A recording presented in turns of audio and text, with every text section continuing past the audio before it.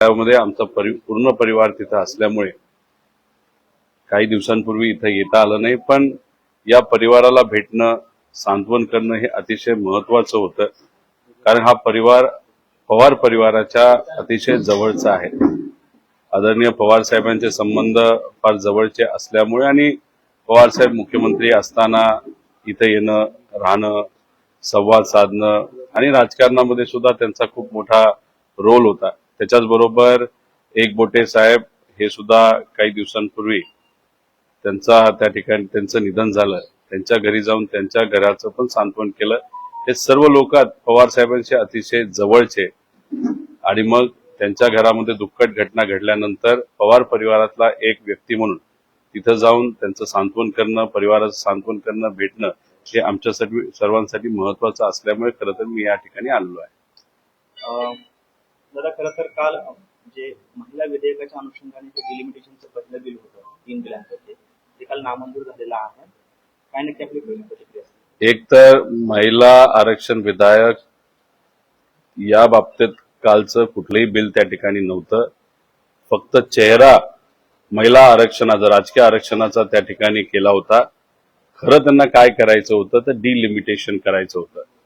साध्या सोप्या भाषेत बोलायचं झालं, जर कोणी नगर परिषदेसाठी उभं राहत असेल तर त्याचा जो वॉर्ड आहे तो वॉर्ड आपल्या मर्जीने सत्तेतली लोक बदलतात, जेणेकरून सत्तेतला उमेदवार जो आहे त्याला थोडंसं राजकारण सोपं जावं. तसंच ग्रामपंचायतमध्ये सुद्धा जेव्हा इलेक्शन होतं तेव्हा एखादा नेता सत्ताधारीच्या जवळचा असेल तर अधिकाऱ्यांना सांगून वॉर्ड बदलून घेणं, जेणेकरून जास्तीत जास्त लोक हे सत्ताधाऱ्यांच्या विचाराचे निवडून येतील. जी गोष्ट एक ग्रामपंचायतला होते, नगर परिषदला होती, जिल्हा परिषदला होती, पंचायत समितीला होती, तसंच यांना खासदारकीला सुद्धा डिलिमिटेशनच्या माध्यमातून तेच करायचं होतं. आमदारकीला ते करायचं होतं. ते काल सर्व विरोधात असणाऱ्या खासदारांना कळल्यामुळे, पक्षांना कळल्यामुळे कालचं विधेयक त्याला विरोध त्या ठिकाणी झाला. हे जे विधेयक डिलिमिटेशनचं पुढे करून आणलं होतं ते संविधानाला धरून त्या ठिकाणी नव्हतं. त्यामुळे ज्या ज्या लोकांनी या विधेयकाच्या विरोधात मतदान केलं त्यांचं खऱ्या अर्थाने आपण अभिनंदन केलं पाहिजे. अमित शहा केंद्रीय गृहमंत्री असं म्हणतात की हे विधेयक पाडलं त्याबद्दल आनंदोत्सव साजरा करायला नको होता, तो विरोधकांनी केला. एक आपण सगळ्यांनी समजून घेतलं पाहिजे की महिला राजकीय आरक्षणाच्या बाबतीत चर्चा 2023 ला झाली होती. सर्व पक्ष एकत्रित येऊन त्या विधेयकाला त्यावेळेस पाठिंबा दिला गेला होता. त्याच्याच बरोबर आपण जर समजून घेतलं तर अनेक लोकांची मागणी होती जातीनिहाय तिथं सेन्सस करण्याची, जातीनिहाय जनगणना करायची. आता ही मागणी सगळ्यांचीच होती. राहुल गांधीजींनी सुद्धा हा मुद्दा मांडला होता, आम्ही मांडला होता आणि त्याला कुठेतरी एक प्रेशर आल्यानंतर, खास करून ओबीसी समाजाकडनं सुद्धा प्रेशर आल्यानंतर कुठेतरी जातीय जनगणना ही भाजपला स्वीकारावी लागली आणि त्यानंतर ती सुरू झाली. पण कालचं विधेयक जर आपण बघितलं तर ते बोलत असताना 2011चे जनगणना मोजत होते. ते चुकीचं होतं. त्यामुळे जेव्हा ही जनगणना होईल त्यानंतर जर तुम्ही डिलिमिटेशनचा विचार करत असाल तर योग्य आहे. म्हणजे सगळ्या समाजाला त्या ठिकाणी न्याय मिळू शकतो. पण त्यांना घाई झाली होती, कुठेतरी सत्ताधारी घाबरलेत. 2029 ला आपण निवडून येणार नाही म्हणून आताच असं एक वातावरण करायचं नाही तर डिलिमिटेशनच्या माध्यमातून आपले खासदार कसे वाढले पाहिजे याचा एक केविलवाला प्रयत्न काल त्या ठिकाणी करण्याचा प्रयत्न हा सत्ताधाऱ्यांकडनं काल होत होता असं आपल्याला म्हणावं लागेल. खरं तर काल अशोक खरात यांच्या ट्रस्टचा एक उपाध्यक्ष आहे, त्याची ऍक्सिडेंटमध्ये, अपघातामध्ये मृत्यू झाला. मात्र त्यावरून आपण देखील शंका उपस्थित केली आणि दुसरीकडे जे माजी आमदार आहेत यशोमती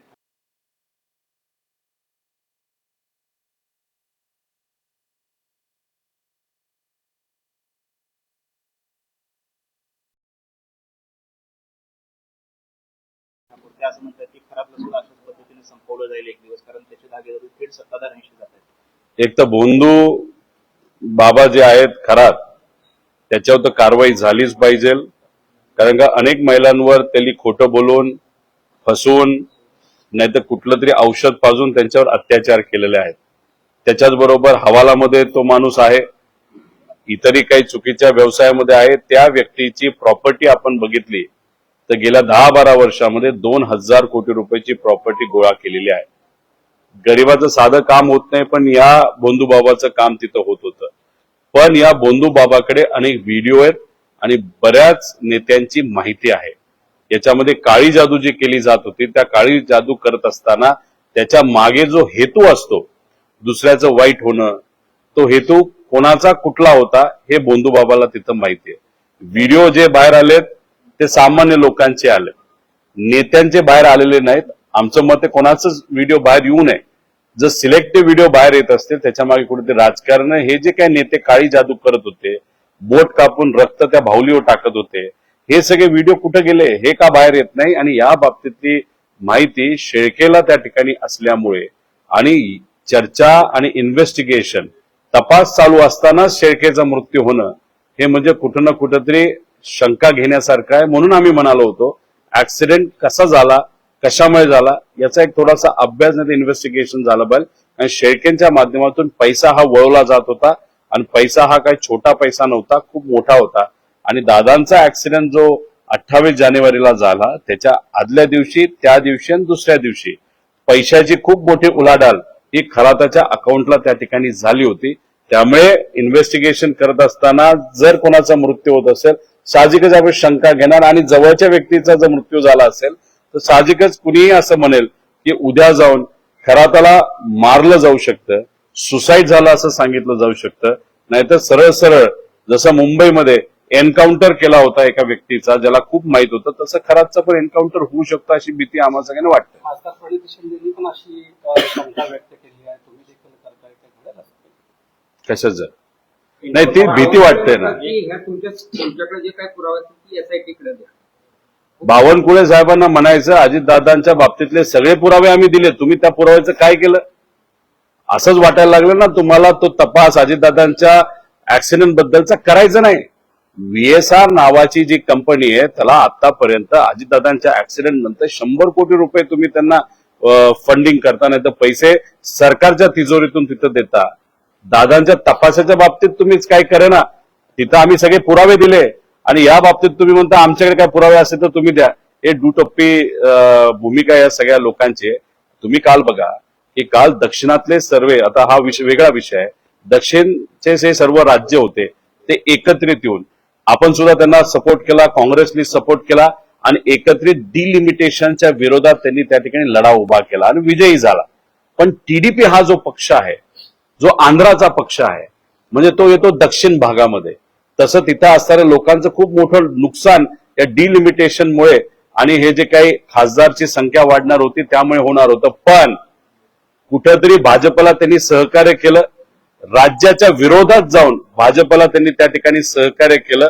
माझं तर ठाम मत आहे की VSR कंपनीचं आणि TDPचं एक आर्थिक संबंध असल्यामुळे, व्यक्तिगत संबंध असल्यामुळे कुठं ना कुठंतरी भाजपनी त्यांनी त्या ठिकाणी या TDPला भीती दाखवली असावी आणि हे सगळं मतदान हे भाजपच्या बाजूली डिलिमिटेशन आणि खासदारांची संख्या वाढवण्यामध्ये त्यांनी TDPची मदत ही घेतली असावी असं मला त्या ठिकाणी वाटतं. दादा, आपण खरात एन्काउंटर होईल अशी शंका व्यक्त केली आहे. यापूर्वी खासदार प्रणितीताईंनी आणि सुप्रियाताईंनी पण अशी शंका उपस्थित केली आहे. काय म्हणतो सुसाईड सुद्धा दाखवलं जाऊ शकतं, आजारपण दाखवलं जाऊ शकतं, नाहीतर एन्काउंटर केला जाऊ शकतो. म्हणजे बेसिक एवढंच आहे, खराताला मारलं जाऊ शकतं कारण त्याकडे इतकी माहिती आहे. ती माहिती जर समोर आली तर अनेक नेत्यांना अडचण त्या ठिकाणी येऊ शकते.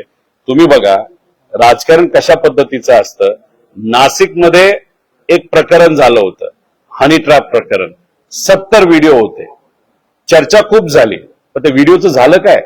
त्या व्हिडिओचा वापर, ज्याच्यामध्ये अधिकाऱ्यांचे व्हिडिओ होते, नेत्यांचे व्हिडिओ होते, त्या सगळ्या व्हिडिओचा वापर सत्ताधारी पक्षातले काही नेते हे अधिकाऱ्यांना दाबण्यासाठी आणि नेत्यांना दाबण्यासाठी करत आहेत असं माझं ठाम मत आहे. त्यामुळे खरात उद्या जाऊन त्याचा मृत्यू झाला तर इन्व्हेस्टिगेशन संपलं. तर ते जे सर्व व्हिडिओ आहेत त्या व्हिडिओचा वापर हा नेत्यांना ब्लॅकमेल करण्यासाठी आणि काही अधिकाऱ्यांना ब्लॅकमेल करण्यासाठी केला जाऊ शकतो. त्यामुळे राजकारणाची लेवल इतक्या खाली गेलेली, कधीही काही होऊ शकतं. त्यामुळे प्रणितीताई जे बोलतायत, सुप्रियाताई जे बोलतायत, इतरही काही नेते बोलत आहेत, नाही तर दमानियाताई ज्या ठिकाणी बोलत आहेत मृत्यू होऊ शकतो खरा त्याचा, हे कुठं ना कुठे ते खरं आहे असं आपल्याला, ही भीती खरी आहे असं आपल्याला म्हणावं लागेल. नाशिकचं जे कॉर्पोरेट झॅकचं प्रकरण आहे त्या प्रकरणानंतर अमृता फडणवीस असं म्हणतात ऍक्सिस बँकेमध्ये देखील अशाच पद्धतीचे अनेक प्रकरणं घडत होती धर्मांतरण. माझं एवढंच मत आहे की अशा पद्धतीने लोकांना वेटीस धरून जर चुकीच्या काही गोष्टी घडत असतील तर ते चुकीचं ना, तुम्ही तिथं कारवाई केली पाहिजे. महिलेवर अत्याचार होत असतील, ती महिला कुठल्याही समाजाची, धर्माची असो, जाती धर्माची असो, त्या महिलेच्या बाजूली उभं राहणं हे फार महत्वाचं आहे. आणि तशी घटना जर TCS मध्ये घडली असेल तर मग कारवाई करावी, तपास करावा, जो कोणी दोषी आहे त्याच्यावर 100% कारवाई तिथं झाली पाहिजे. ऍक्सिस बँकेच्या बाबतीत जर सांगितलं जात असेल तर होम डिपार्टमेंट हे देवेंद्र फडणवीस साहेबांकडे आहे, त्याच्यामध्ये सुद्धा तपास होणं तितकंच महत्वाचं आहे. कारण का जे काही अलिगेशन आहेत ते अलिगेशन डेंजरस अलिगेशन आहे. त्यामुळे महिलेवर अत्याचार होताना जात पात धर्म न बघता त्या महिलेच्या पाठीमागे ज्याच्यावर अत्याचार, त्या ठिकाणी लैंगिक शोषण असू द्या नाही तर वेगळं काही अत्याचार असतील तर त्या महिलेच्या पाठीमागे राहणं, उभं राहणं हे फार महत्वाचं आहे. अमृता फडणवीस ऍक्सिस बँकेच्या वरिष्ठ पदावरती होत्या. 2014 सालीपासून मुख्यमंत्री देवेंद्र फडणवीस होते, ग्राहक त्यावेळी त्यांच्याकडे होता. पण नेमकं त्यावेळेस पासून आतापर्यंत ते बोलले नाहीत. आजच हे सगळं प्रकरण एक नाशिकचं प्रकरण येतं आणि त्यावेळेस अमृता फडणवीस बोलायला लागतात. असं काय होतं राजकारण, याच्या मागचं काय? नाही बघा, अमृताताई बोलत असताना एक तर आपण सगळ्यांनी समजून घेतलं पाहिजे त्या स्वतः राजकारणामध्ये नाहीयेत. समाजकारण नाहीतर इतर काही गोष्टींमध्ये, म्हणजे ज्या आर्टिस्टिक गोष्टी असतील नाहीतर कला क्षेत्रातल्या गोष्टी असतील त्याच्यामध्ये त्या सक्रिय असतात. त्यांचं एखादं स्टेटमेंट आज आलं असेल, पूर्वी का नाही आलं, त्या राजकारणामध्ये नसल्यामुळे त्याच्या मागे राजकारण आहे का हे आम्हाला बोलता येणार नाही. पण ठीक आहे, आता तरी त्यांनी तिथं स्टेटमेंट दिलेलं आहे. मुख्यमंत्री साहेबांकडेच होम डिपार्टमेंट आहे, शहानिशा त्या ठिकाणी करावी. एखादी गोष्ट जर चुकीची घडत असेल आणि अमृताताई बोलतात ते खरं असेल तर जो कोणी दोषी असेल त्याच्यावर कारवाई करायला काय हरकत आहे. प्रियांका चतुर्थी ज्या आहेत त्या खरं तर ठाकरे गटाच्या खासदार आहेत, माजी खासदार आहेत. त्यांनी देखील कालचं जे विधेयक नामंजूर झालं त्याच्यावरून नाराजी व्यक्त केलेली आहे की महिलांचे जे हक्क मिळणार होते ते मात्र असे व्हायला नको होते, ते विधेयक पडायला नको होतं, असं त्यांचं मत आहे. त्यांना कदाचित खासदारकी मिळाली नसावी म्हणून त्या नाराज असतील. हे विधेयक महिला आरक्षणाचं नव्हतंच. 2023ला सगळ्यांनी विधेयकाला पाठिंबा दिला. त्या विधेयकामध्ये फक्त एकच विषय होता, महिला आरक्षण. त्यामुळे महिला आरक्षणाचं विधेयक तसं बघितलं तर पास झालं आहे. हे आम्हीच फक्त म्हणतोय असं नाही. देवेंद्र फडणवीस साहेबांनी सुद्धा ट्विट केली होती की महिलांना आता राजकीय आरक्षण मिळालं, त्यासाठी अभिनंदन केलं होतं केंद्र सरकारचं आणि सर्व खासदारांचं. तो विषय झालेला आहे. काल डिलिमिटेशनचा विषय होता आणि डिलिमिटेशन आपण जर बघितलं हे संविधानाच्या विरोधात आहे. तोंड बघून, जात बघून, धर्म बघून जर तिथं डिलिमिटेशन होत असेल तर संविधान राहिलं कुठं? आसाममध्ये जाऊन तुम्ही बघा. आसाममध्ये पूर्वी असणारं जे काय खासदार